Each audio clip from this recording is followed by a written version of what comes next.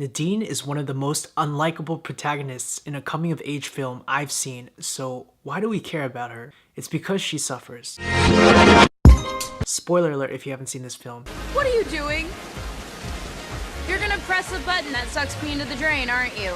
In most coming-of-age teen dramas, the protagonists are nerdy or antisocial, but they are kind, or they are a good artist, or they have somebody that really cares about them. Nadine is just mean with no discernible talents. Dickhead, you're such a dickhead. And everybody knows She is witty though, and that's one of her only redeeming qualities at the beginning of the film, but she uses her wit and dry sense of humor to protect herself and make it seem like she's better than everyone else. In any other film, she would probably be the bully whom we realize at the end of the film is only lashing out because she's lonely or has a troubled home life and doesn't have any friends.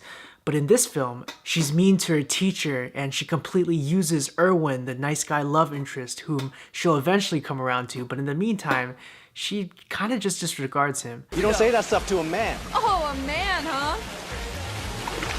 The reason this film works so well though is despite how unlikable she is, she suffers tremendously. And if there's just one technique for you to use to make the audience root for a mean protagonist, it's to make the consequences of the protagonist's flaws catastrophic.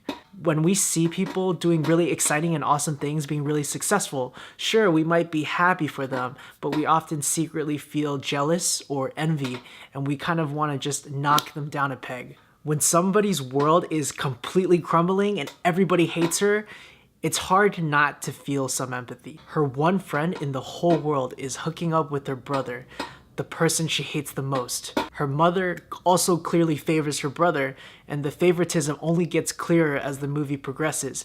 Nadine is on the fringe of her school, literally has zero friends. The person she's been desperately in love with tries to have sex with her in front of a garbage bin and calls her a psycho, which is actually what we've been thinking as the audience, but when somebody else says it out loud, it just sounds mean. We feel for her. And the thing is, it's completely her own doing. She's incredibly selfish and blames the world for all of her problems. She can't see all these people around her, her brother, her mother, Krista, that actually genuinely care for her and are trying to help. She's just too obsessed with her own issues. It's such a clear and effective story because we've been with Nadine for nearly 2 hours and she's been falling down this well of suffering, and when she finally hits the bottom, we're rooting for her because we've been with her.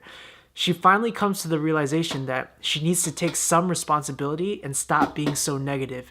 She's able to begin reconciling with all the people in her life she's cast aside, and it ends on a high note because she's not completely out of the well yet, but we see the light and she sees the light, and there's hope.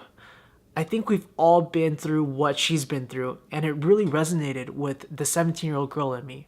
But seriously, this film is poignant, beautifully shot, and one of the most accurate portrayals of teenage angst I've seen on screen, and you should really check it out if you haven't seen it. So if you're working on a story or writing a short and you're trying to figure out how to make your protagonist more relatable or have your audience connect with them, just beat them down. Like, shove them deep into the ground, piss on it, poop on it, just make them suffer and smell, and then, yeah, it'll connect with your audience.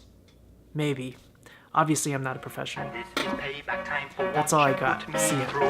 You're a dickhead, everybody's said. I hope you like the song, so screw you.